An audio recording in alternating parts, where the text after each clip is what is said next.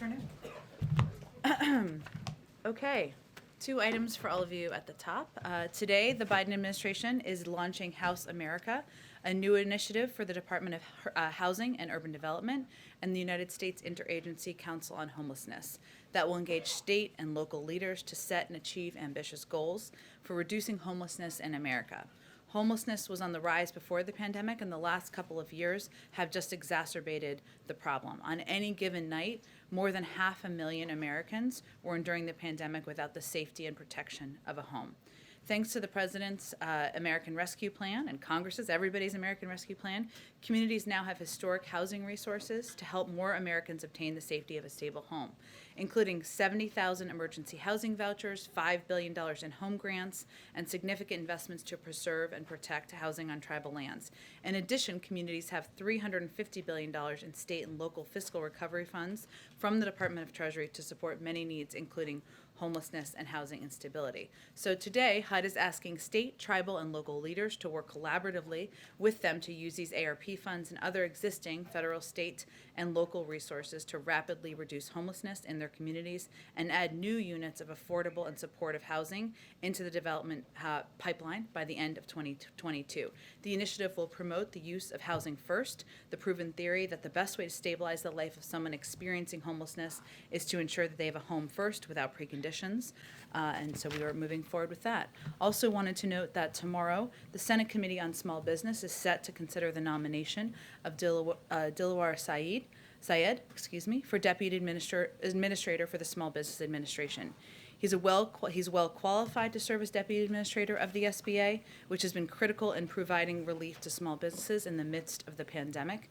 He's lived the American dream as an immigrant and as CEO of a small startup that has been helping small businesses continue to create jobs. He has endorsement of more than 200 individuals and groups, and yet his confirmation is being held up in an unprecedented way and for no good reason. These members have refused to show up at committee meetings, meaning a quorum cannot be reached and a vote cannot be held on his nomination. By refusing to show up at committee meetings, they are not just blocking his vote, but also slowing help to American small business owners and workers who are trying to build back the pandemic. So we wanted to call out that hearing that will happen tomorrow. Darlene, why don't you kick us off? Thanks, Jen. A couple of questions for you. The UN Secretary General spoke to the AP over the weekend, and in the interview he called on the US and China to repair a relationship that he says is, quote, completely dysfunctional. He warned of a potential new Cold War and said the US and China need to be cooperating more on COVID and other global challenges. So how would you respond to the UN Secretary General on his call for the US and China to be more friendly, I suppose? Well, first I would say the President's view and this administration's view is that our relationship with China is one not of conflict, but of competition. And so we wouldn't agree with the characterization of the relationship. As I would note in the readout of the President's call with President Xi just last week, a 90-minute call that covered an extensive list of topics. It was a conversation that was candid, but it was certainly not elevated. And we recognize that China is a country that, while we may take issue with some means they engage in the world, we also have areas where we want to continue to work together. And that is certainly many of the topics that were raised by the Secretary General. The President obviously has a meeting with him later this evening. I would also note that tomorrow the President will deliver a speech, as you all know, at the UN General Assembly, and he will make absolutely clear that he is not looking to pursue a new Cold War with any country in the world. We will continue to pursue our interests. We will continue to lift up global priorities, but that is not the objective or the policy of the United States. Another China-related question. Can you say how concerned the administration is about the stability of China's real estate sector, given the issues with China Evergrande? And is it the administration's view that the People's Bank of China can keep those issues from spilling over into other sectors and possibly affecting U.S. interests? Well, let me first note that this is a company based in China whose activities are overwhelmingly centered in China. That being said, we always are monitoring global markets, obviously from the Department of Treasury primarily, including the assessment of any risk to the U.S. economy, and stand prepared to respond appropriately if needed. But that monitoring would happen primarily from the Department of Treasury and our Secretary of Treasury, of course. One more really quickly. Is there any reaction from the White House to the conviction earlier today of the man who inspired Hotel Rwanda? He's a U.S. resident. He was a recipient of a Presidential Medal of Freedom. I understand, and I would like to get you a more comprehensive reaction to it. I know this is a question that others will have in the room, so let me venture to do that after the briefing. Go ahead. What does the President want to tell President Macron about the submarine deal? First, I think, as had been noted in some reports, so let me just confirm this, I guess. The President will have a call. It has yet. We're still working on the scheduling of it with President Macron in the coming days. And what I expect the President will do on that call is reaffirm our commitment to working with one of our oldest and closest partners on a range of challenges that the global community is facing. And he, of course, will discuss recent developments and our ongoing work together on a range of issues. Certainly our shared interest in the Indo-Pacific, but also a range of global challenges and issues. I would also note that the President spoke in his remarks last week, he acknowledged that France has a substantial Indo-Pacific presence and is a key partner and ally in strengthening security and prosperity. But most importantly, we continue to look forward to our close alliance with France, one of our strongest partnerships as we work to address a range of issues in the world. You have no plans to abandon the submarine deal, do you? No, we do not. And secondly, back in July, you opted not to lift the travel restrictions on international visitors. What's changed between then and now? Well, back in July, we also announced that there were a series of working groups that were both interagency and working with a range of countries and partners in the world to determine what the most equitable and clear policies should be moving forward to resume broader international travel. And the older rules were not equitable in our view, and they were a bit confusing. And so this was an effort to pursue that. As was announced in a call earlier today, but I can reaffirm some of the specifics that were announced. Starting in November, we will be implementing, I should say, in early November, we'll be putting in place strict protocols to prevent the spread of COVID-19 from passengers flying internationally into the United States by requiring that adult foreign nationals traveling to the United States be fully vaccinated. Obviously, this is the conclusion of a policy process on that particular issue, an important one facing many people around the world. Go ahead. Hey, Jen, a few quick questions on COVID, and then I have a foreign policy question for you. Now that the FDA's vaccine advisors have recommended boosters for people 65 and up, how soon do you expect President Biden to get his booster shot, and will he do so on camera? He will do so, and he will do so on camera. I don't have a date for you exactly. It's important to note, just to take a slight step back, that there are still a couple of additional steps in the process. Well, we view the news on Friday as an important step forward in protecting more people, saving more lives. The steps now is that ACIP is planning to meet based on their recommendation. We're, of course, prepared to operationalize on the plan, and that includes having the president get his booster shot as well. Is the president still being tested for COVID regularly, and if so, how often? He is tested regularly. He was tested last week, and his test was negative, but he is tested regularly, yes. And just lastly on this front, has he gotten or does he plan to get a flu shot?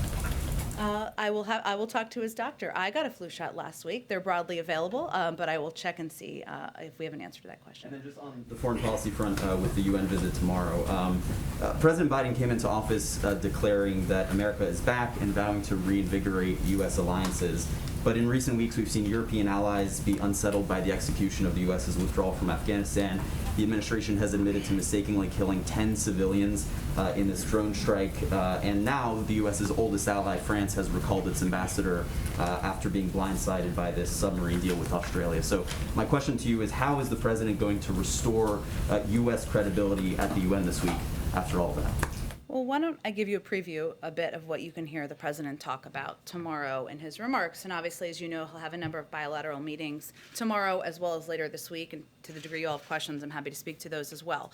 But what you'll hear him talk about tomorrow is the president's going to lay out the case for why the next decade will determine our future, not just for the United States, but for the global community. And he will talk, and this will be a central part of his remarks, about the importance of reestablishing our alliances after the last several years. I also think it's important to note that reestablishing alliances doesn't mean that you won't have disagreements, or you won't have disagreements about how to approach any particular issue in the world. That is not the bar for having an alliance, an important partnership. That has never been, and it is not currently. And with the goal, of course, of increasing the prospect of security and diminishing the prospect of war. He'll also make clear that for many of the greatest concerns we have, they cannot be solved or even addressed through the force of arms, whether that is preparing for the next pandemic, something the United States continues to be the global leader on, providing more vaccines to the world than every other country combined, addressing the threat of climate change as we all look ahead to COP26, leveling the economic playing field, fighting for democracy at home and abroad, and against threats from cybersecurity, ranging from cybersecurity to emerging technologies and terrorism. Finally, he will also reaffirm that the United States is not turning inward, including as we look to the decision the United States made, the president made, to bring our troops home from Afghanistan. Anyone who reads that is not, in that way, is not reading it accurately. He will talk about his objective of turning our focus and our resources to the priorities and regions of the world that are the most consequential. But just given what's happened in recent weeks and some of the criticism that he's faced in many of the capitals of the allies whose partnerships he planned to, and vowed to reinvigorate, does he believe there's work to be done to restore that credibility, or to Is there a address the country criticism that... Well, tell me which country is telling you that we don't have credibility in the world? I didn't say countries are saying there's no credibility, but there has been criticism in foreign capitals in recent weeks, including with many of those partners who the president said he was going to reinvigorate these alliances with. So how does he square? But what I think the reason I asked that question is because I think it's important to note that criticism of a decision is different from criticism of the credibility and leadership of the United States, broadly speaking. And if you look back through the course of the last several decades, prior to the last administration, there are points of disagreement, including when we have disagreed with the decisions other countries are making, points of when countries have disagreed with the decisions we're making. But the larger point here, and what you'll hear the president talk about tomorrow, is that we are committed to those alliances, and that always requires work from every president, from every global leader. And his commitment is to make sure we are directing our energy, our resources, our diplomacy, and our efforts on the biggest challenges we're facing in the world. And to him, that is the threat of climate, the threat of democracy, the importance of leveling the economic playing field, addressing and preparing for the next pandemic. Those are all issues that we will continue to work with our partners on, including those who may disagree with decisions we've made about a variety of issues. Go ahead, David.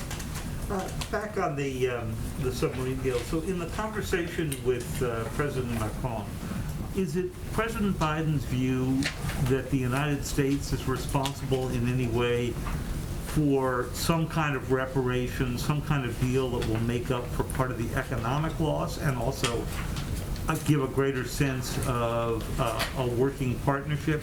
Or is it his view that it's really up to Australia to make up any kind of economic loss out of this, if there's any loss to be made up at all? Well, I know from a range of reporting, including perhaps yours, that there were a couple hundred jobs that they anticipate being lost in France, and certainly that is a factor for them domestically. We understand that. But I think you can expect the president's call will be more about reaffirming our commitment, the United States' commitment to our alliance, to our partnership, and to working together on a range of issues, including security in the Indo-Pacific. That will be the broad focus of the call. More. When you were in the Obama administration, we often talked about the need to reduce the amount of highly enriched uranium that's moving around the world. President Obama ran a number of summits, you'll recall, that were aimed at converting reactors from HEU to LEU. So here we are helping Australia, a very good player, a well-known non-proliferation advocate, by having them build HEU reactors or building it for them without any reference to problems with Australia. What message does that send to the rest of the world about how committed we are on this? Well, first, David, the president's position and commitment to nonproliferation has not changed. We're committed to renewing American leadership in nonproliferation and addressing the existential threat posed by nuclear weapons. This, in our view, is an exceptional case, not a precedent-setting case. As many of you know and have followed this closely, we're not talking about nuclear-armed submarines. I know you're asking me about enriched uranium, but it's important for people to understand that as well. These are conventionally armed submarines that are powered by nuclear reactors. There's also an 18-month process that we are undergoing on the implementation of this. But again, this was a decision made working with a country that has a long history, Australia, as does the United Kingdom, as does the United States, of being steadfast in support for nuclear nonproliferation and for the regime and its cornerstone, the NPT. And we all are committed to complying with our respective nonproliferation obligations as we implement over the next 18 months. Go ahead. Thanks, Jen. Following up on France, first of all, you said you expect a call in the next few days. Have the French actually committed to a call? We're in active conversation about a call. I want to make sure you weren't being sent to voicemail or anything like that. No, I don't think so. Following up on the drone strike last week that the Pentagon now admits was a tragic mistake, what was the president's response when he learned about that? Well, the president was briefed on Friday morning about the report that was going to be released and put out. I would say first, the president's view and all of our view is that the loss of any civilian life is a tragedy, as was made clear in the comments by the Secretary of Defense, by General McKenzie. This was done in error, and clearly the investigation that will continue is something the president broadly supports. So as a human being, as a president, as somebody who has overseen loss in a variety of scenarios, both as a leader and personally, his reaction is it's a tragedy, and every loss is a tragedy, and he supports the effort to move this forward as quickly as possible and to have a thorough investigation. You mentioned there's an ongoing investigation. Should it be anticipated that someone would be fired, demoted, not promoted, passed over, and held accountable within the military ranks for this? I think what's important is that the Secretary of Defense and the Chairman and General McKenzie came forward and made very clear that this was they wanted to see this move forward quickly. They wanted to be as transparent as possible. They wanted to learn from what had happened. It's also important to note what the circumstances were here in when this strike was made. This was a scenario where there were direct threats from ISIS-K against our troops who were on the ground in Afghanistan. And that was the scenario where the strike was made. Obviously, it was done in error. And obviously, there was a horrific tragedy that happened. But I'm not going to predict what the impact will be. Two more quick ones. One more on Afghanistan. Back on August 26th, the president said, "I've also ordered my commanders to develop operational plans to strike ISIS-K assets, leadership, and facilities. We will respond with force and precision at our time, at the place we choose, and the moment of our choosing." Should we still be anticipating that there will be military response to what happened there in Kabul? Against ISIS-K? Yes, I think it's important. This is a good question that's been asked. I think this is a version of what you're asking, but others have asked me this. There's a difference between a self-defense strike based on an imminent threat to U.S. forces. That's why I referenced that, who were obviously on the ground, and these were threats, as you all lived through and covered, and as we communicated about in the moment. And an over-the-horizon strike, where we typically expect to have more time to assess both the threat and the potential target. That is a point General McKenzie made, an important point, I think, for people to understand as we assess over-the-horizon threats and targets moving forward in the future. So yes, at some point there may be something. Well, I would say, of course, the president's desire to continue to go after ISIS-K has not changed. Okay, and then just the one last one on that, unrelated. The issue of immigration, the ruling from the parliamentarian that legalization for Dreamers can't be part of the reconciliation is currently crafted. Given this is a top priority for a key voting bloc, Latinos here in this White House, how personally engaged might the president get on this? Do you guys have specific alternative proposals that have a chance of actually getting passed under this Congress? Well, there are a number of senators who have spoken to their intention of putting forward alternative proposals because of their commitment and our shared commitment, of course, to moving immigration reform forward and protecting dreamers and others. And so the president supports those efforts, and certainly he has long stated his support for immigration being a part of reconciliation. That's really the next step in the process, but there are a number of members who are already working on that. Immigration in Haiti. I'll go to you next, April. Let me just go ahead. Well, I'll start there. Okay. So the crisis of the border in Del Rio, we heard DHS say they're going to continue expulsions under Title 42. So what is the White House's message to Haitian immigrants seeking asylum? Is there a place for them? Well, I think it's important for people to understand a couple of the components of what's happening right now on the ground. One, we extended TPS several months ago and again reevaluated to ensure that we were taking into account what was happening on the ground in Haiti. So that I understand, but that does apply to people who are here who arrived before a certain date, and I think that's an important component of what's happening. If you're talking about the situation on the ground in Del Rio, one, it's a challenging situation. It's devastating to watch this footage. I think it's important, though, for people to also know that what we're trying to do is also protect people. One, we've been conveying that this is not the time to come.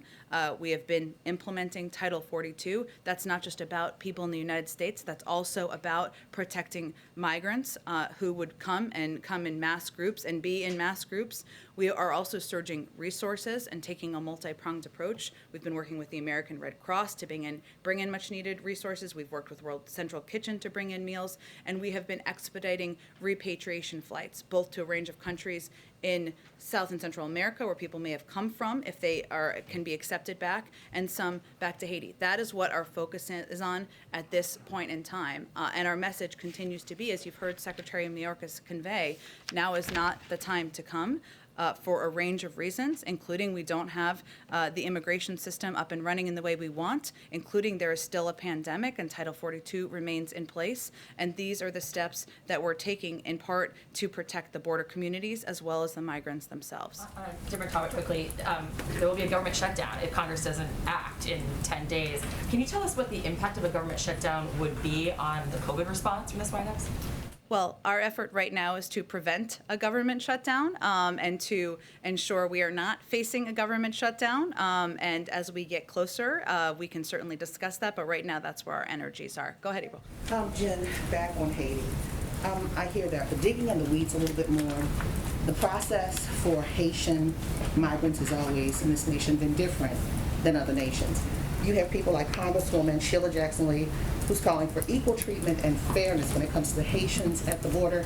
And overall, you're allowing Afghans to come in, Afghan supporters to come in, as well as Mexicans, and then Haitians are not allowed.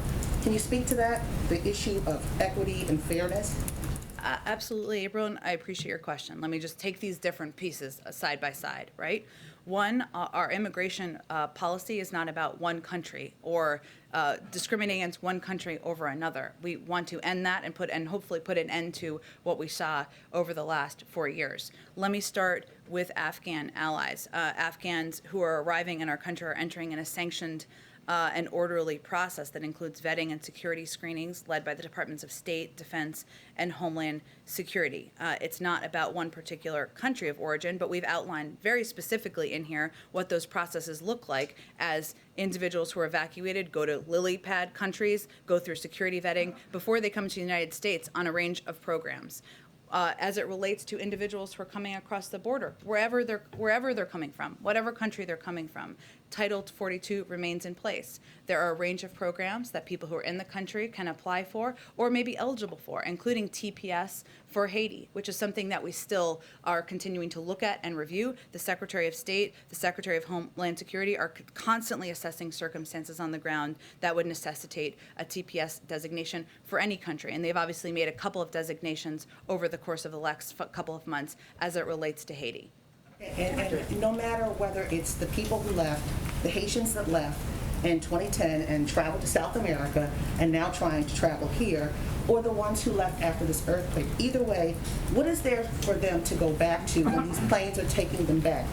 The nation is in unrest. The president was assassinated. There are gangs that people are they're scared of. Democratic rule is not necessarily in place. The people are calling, particularly those here in this nation, are calling for the elections not to be held, on time because of unrest there.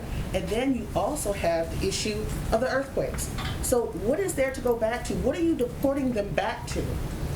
Well, April, I will say that our objective and our focus is not only in implementing current immigration policies. We have also been working to provide a range of assistance, working closely with officials from the government as individuals are going back to Haiti, to provide a range of financial assistance, to provide a range of technical assistance. That is ongoing. And we certainly support and want to be good actors in supporting Haiti during a very difficult time, as you noted, with a government that is still working to get back to a point of stability with recovery from an earthquake. And that's why we have a range of programs, options, as well as financial support in place.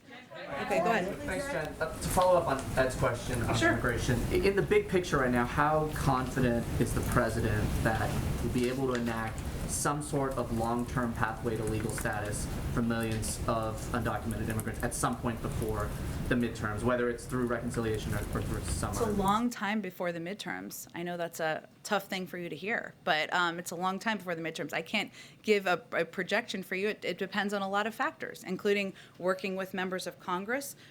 What I can tell you, though, is that the president is absolutely committed to putting in place a path to citizenship, to putting in place long overdue measures to fix our immigration system, to make it more moral, humane, and workable, frankly. And obviously, he supported and continues to support having immigration measures as a part of the reconciliation process. And as I noted to Ed, the next step is really to see alternatives and proposed by senators who have already said they have every intention of doing exactly that.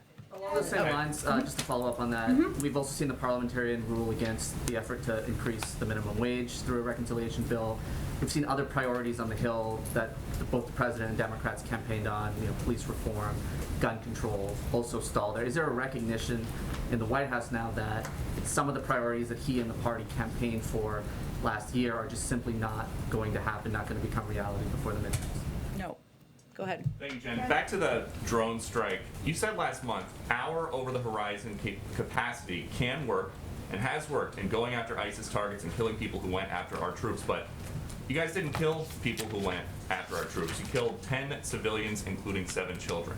So does the president still think these over-the-horizon strikes can work? Absolutely. And I will just reiterate, as our Secretary of Defense conveyed, as General McKenzie conveyed, that there was a serious mistake. The Secretary of Defense has authorized, as I noted before, a thorough review of the investigation just completed by U.S. Central Command, including the degree to which the investigation considered all available context and information, the degree to which accountability measures need to be taken, at which level, and the degree to which strike authorities' procedures and processes need to be altered in the future. That's an important process. I would note, which I noted earlier, that there's a difference between a self-defense strike, which is exactly what this was, and I would note there was one prior to this that was a successful self-defense strike, and those that is posing an imminent threat to U.S. forces, who were, as we all know, on the ground at that time, facing real threats in real time, and an over-the-horizon strike, where we typically expect to have more time to assess both the threat and the potential target. That is a different approach, and it requires a different approach, and is a different approach internally, and General McKenzie spoke to that last week as well. Some of the victims' relatives are saying that they want to be relocated here. Is that something that the administration is going to help them do? I'm not aware of that request, or that ask. I'm happy to certainly speak to our national security team and see what that process would look like. A question about what's going on at the border. Is somebody asking the foreign nationals who are walking into Del Rio, Texas and setting up camps on this side of the border for proof of vaccination or a negative COVID test? Well, first of all, I can readdress for you or re-talk you through what steps we take. That is the policy for people who fly into the country. So if somebody walks into the country right across the river, does somebody ask them to see their vaccination card? Well, let me explain to you again, Peter, how our process works. As individuals come across the border, and they are both assessed for whether they have any symptoms. If they have symptoms, the intention is for them to be quarantined. That is our process. They're not intending to stay here for a lengthy period of time. I don't think it's But the they're same here. thing. What's the It's not the difference? same thing. These are individuals, as we've noted and as we've been discussed. We are expelling individuals based on Title 42 specifically because of COVID, because we want to prevent a scenario where large numbers of people are gathering, posing a threat to the community and also to the migrants themselves. So those are the policies that we put in place, in large part because, again, the CDC continues to recommend Title 42 be in place, given we're facing a global pandemic. Where's the vice president on any of this? Isn't she supposed to be addressing the root causes of migration? Absolutely, and she has been addressing the root causes of migration by working with countries in the region to ensure they have the assistance they need to reduce the number of people who are coming and trying to make those journeys across the border. We've actually seen some reductions in some of those numbers. That doesn't change the fact that this is a very challenging situation in Del Rio. We're working to implement our policies, and we're working to ensure we are also addressing root causes. Just a quick one on boosters. Why did the president say in August, just remember as a simple rule, 8 months after your second shot, get a booster shot if there is not enough data to support that for the general population? Well, what the president also said is that, I want to be very clear, the plan is pending the FDA conducting an independent evaluation of the safety and effectiveness of a third dose of the Pfizer and Moderna vaccines and the CDC's advisory committee. We are right now in the week of September 20th. The advisory committee is meeting on Thursday. We've seen some recommendations that we felt was a step forward in providing more protection to people across the country, and we'll wait for that process to play out. Our objective and our role is to ensure we have the capacity, the number of shots to provide them to the American people. 16 out of 18 FDA advisors say there is not the science. The president talks about following the science. Is this a case of him getting ahead of the science? Well, first of all, I think what you heard Dr. Collins and Dr. Fauci convey yesterday is that this is going to be an ongoing process. I would remind you that the percentage of individuals at this point who would be eligible to get a booster are largely people over 65, because those are people who would have had the second dose 6 months ago. If we're looking at when we're going to have available data, that's what the CDC and the FDA looks at. They need enough data to make assessments. No one is suggesting that there will never be boosters. We are suggesting that there needs to be a process to be seen through for when boosters should be approved and when a broader swath of the population is eligible. Go ahead, Kelly. Back to the international COVID vaccine requirements Yeah. for travelers.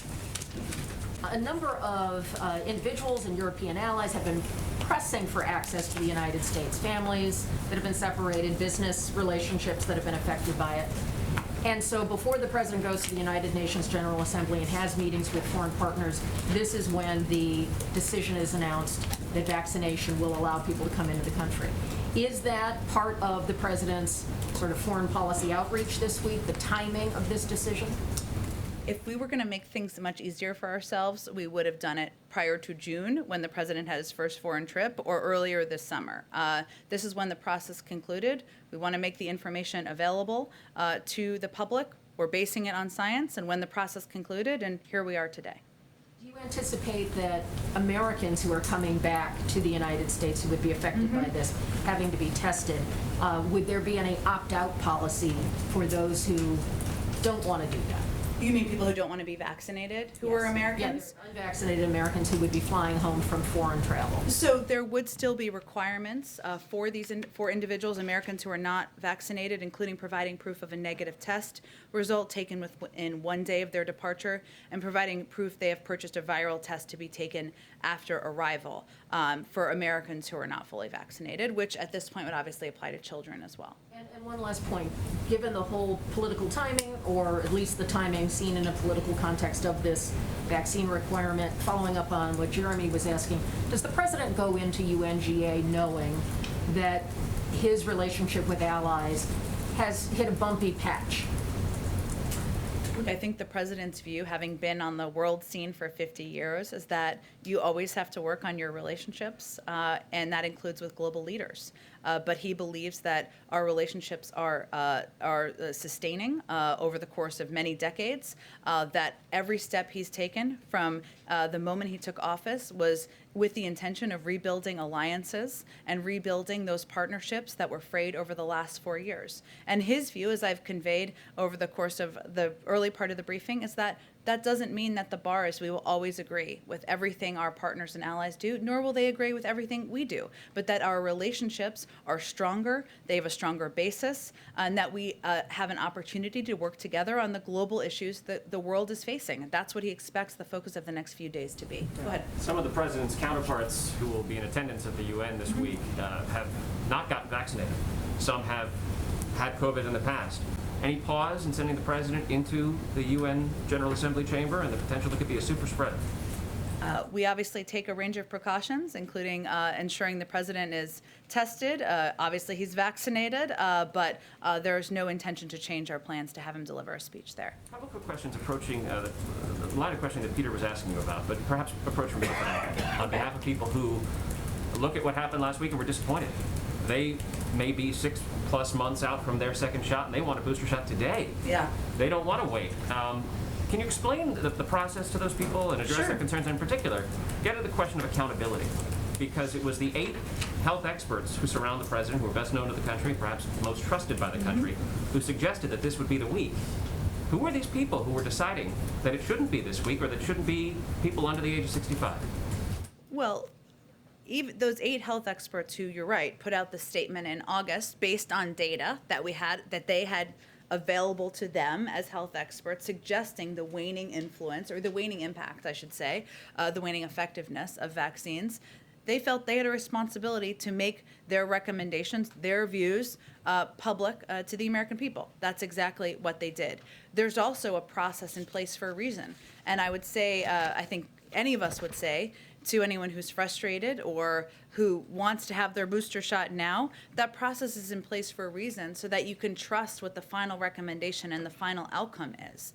And it includes, obviously, last week, there was the FDA had their own review and their own process, a formal meeting of the advisory committee. ACIP is meeting this week, but this is not the last meeting. I think that's important for people to understand, and Dr. Fauci referenced this yesterday. There will be additional data. There will be additional data from probably Moderna, from J&J, others in the coming weeks. There'll be more data for people who are younger than 65.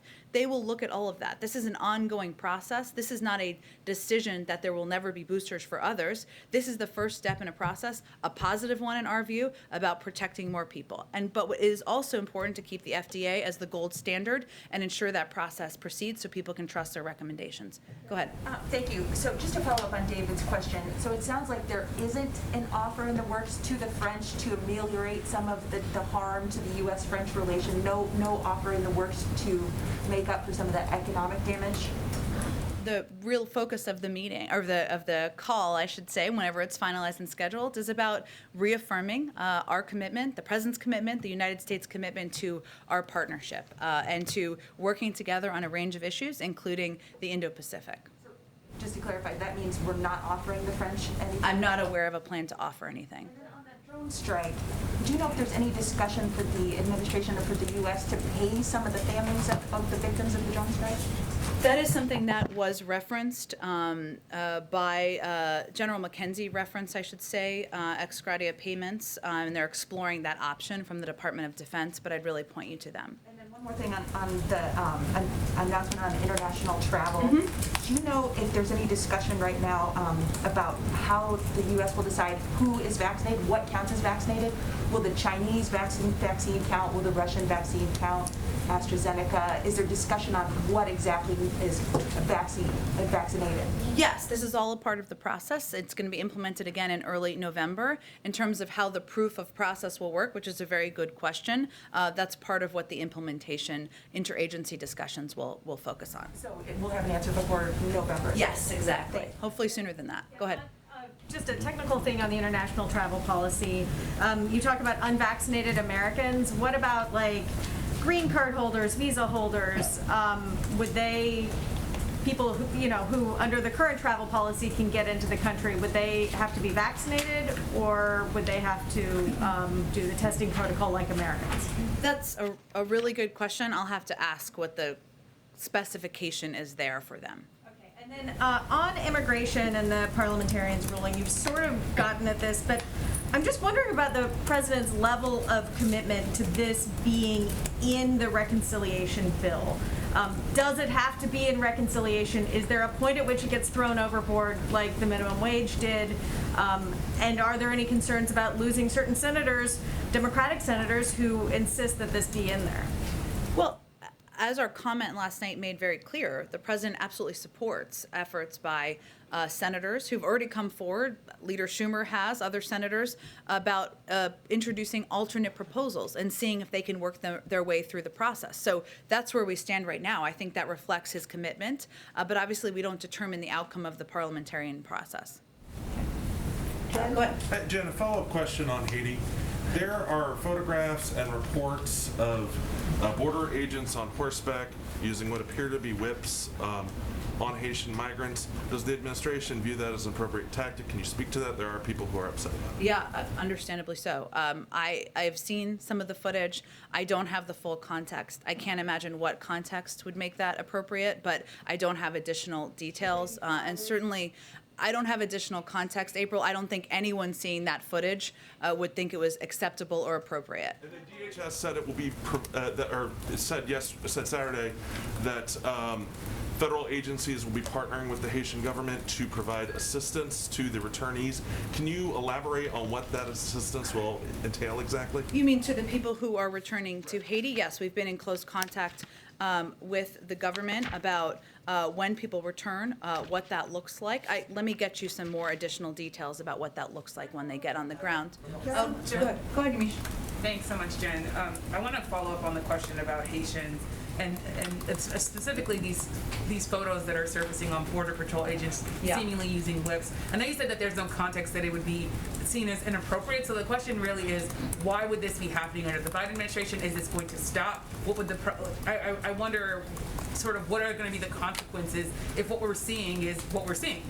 I mean, Yamiche, it's all good questions. We just saw this footage. It's horrible to watch. I just have to get more information on it. Again, April, I don't have more information on it. I've also seen the video. I can't imagine what the scenario is where that would be appropriate. I'm certainly not suggesting that, but we've just seen the footage earlier this morning. Also ask, I was talking to Haitian American advocates this weekend. They say that deporting people back to Haiti is like dropping people into a burning house. This idea that the country is just not in a place where it can handle this. Haitian officials have said, can you please have a pause on this? Is there any sort of discussion being made to make exemptions for some of these migrants? If so, who would those people be? Or are all of these people just going to end up dropped back in Haiti? Well, first, I would say, I mean, we are constantly assessing circumstances on the ground. Obviously, the Secretary of State and the Secretary of Homeland Security are the ones who would assess circumstances like TPS status, which would be one that we granted and adjusted over the course of the last several months to account for circumstances on the ground in Haiti. Can't make any predictions of that, but I would just reiterate that obviously our objective here is to not just work to address the circumstances, which are very difficult in Del Rio, but also to continue to work with the officials in Haiti to improve the conditions, to provide assistance. We're doing all of these pieces at the same time. It is not just one at the same time, but I can't predict for you what an assessment would look like or what the outcome of that assessment would look like. On the photo, I know you said that you're still assessing it, but just to add, if this is what we see, is it the president's stance or the White House's stance that whoever these border agents are using what seems to be whips on migrants, that they would be fired or at least never be able to do that again? Of course they should never be able to do it again. I don't know what the circumstances would be. It's obviously horrific, the footage. I don't have any more information on it, so let me venture to do that, and we'll see if there's more to convey. Karen, go ahead. I think, April, I absolutely understand your question. I think I've been very clear about how horrific the footage is. I don't have more information. As a U.S. official, I have a responsibility to get more context and information. Go ahead. Thanks, Jen. Two on COVID. Does the White House have an expectation now on when kids younger than 12 will be able to get the vaccine? Is this before Thanksgiving? Are we thinking the end of October? What's the latest right now? I'm also and have self-interest, as do you, Karen. I understand. I think you saw Pfizer put out their data. Obviously, that's just a step. It has to go through the full approval process. So I can't make a prediction of that at this point. But certainly we're encouraged to see that, but it needs to move its way through the official government process. And on the international travel today, you talked about the policy process. What was the White House looking, or the administration looking to see in order to get to this point today to make the change? Was it the vaccination rates in Europe? And how will the contact tracing work, and what resources will we put to that? Because that's not been something we've seen a really solid, robust effort in the U.S. on over the last year and a half. Yeah, so this was an ongoing process, as you all know, that we discussed pretty extensively here. CDC is going to issue a contact tracing order that will require airlines to collect comprehensive contact information for every passenger coming to the United States, and to provide that information promptly to the CDC upon request, to follow up with travelers who have been exposed to COVID-19 variants or other pathogens. And these requirements will apply globally. That's a good example of where some of the considerations as we were making these policy decisions we had to account for and plan for, and ensure that we could implement this policy in a way that was clear, that was equitable, that provided, that ensured that there was equal treatment around the world of how people could come into the United States given COVID protocols. But that's an important question. We wanted to make sure we addressed a lot of those internally as well. Go ahead. Yeah, also on the international travel announcement, it did not include an opening of the land border north or south. Is administration worried that any easing at the southern border would be contributing to the immigration problems, and was that a factor in that decision? Well, this is an ongoing process, right? So Title 19 is what is in place, of course, at land borders. It's being extended for another month through October 21st. We don't have any updates or predictions at this point in time, but obviously we're continuing to consider, as is evident by our announcement today, how we can return to a place of travel and people being able to move from country to country, including at our land borders. But I don't have any prediction of that at this point. Jen? Go ahead. You may not have seen this because it happened just minutes before you came out, but the Supreme Court has set a December 1st hearing date for the Mississippi abortion law that's a direct challenge to Roe v. Wade. Any reaction? I had not seen that. You're correct before I came out, and I'm sure we can venture to get you a more substantive reaction to that. I think you are all familiar with what the position of this administration is on a woman's right to choose, as is evidenced by the Department of Justice's announcement about their intention to file a lawsuit and challenge the Texas law, given our commitment to protecting. I will note, and you may have seen this, but since we're on this topic, a couple of people have asked over the course of time our position on the Women's Health Protect Act. We rolled out a statement of administration policy and strong support of this as well this morning. I know, different question, but same pool of topics. Go ahead. Thank you so much. Following up on Haiti, some of the Haitian migrants at the border told VOA that they were treated worse than their Spanish-speaking counterparts, that they were denied the chance to change clothing, that they were not given adequate information on their deportation or their deportation status.